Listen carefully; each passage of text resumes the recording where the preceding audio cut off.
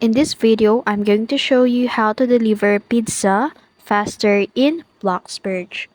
So, first, make sure you are on the Bloxburg pizza location and then start your shift in there via taking a pizza box.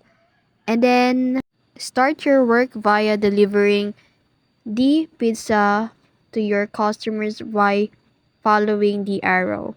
So as you can see on the latest version of Bloxburg, the speed of the motorcycle have been increased, and that makes the delivering pizza makes more easy in Bloxburg.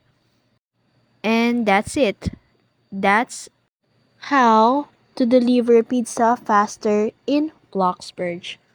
I hope this video helped. If you found this video helpful, don't forget to like, share, and subscribe to the YouTube channel.